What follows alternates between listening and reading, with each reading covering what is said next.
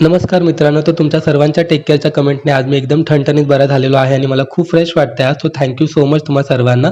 आज ब्रेकफास्टमध्ये मला प्रियंकाने दिला होता हा फोडणीचा भात आणि त्याबरोबर होतं हे कलिंगड.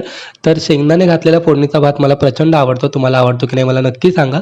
लंचमध्ये होती मसूरची भाजी आणि मित्राने आणलेला हा शिर्डीचा प्रसाद. कामाच्या गडबडीत 6 कधी वाजले हे कळलंच नाही.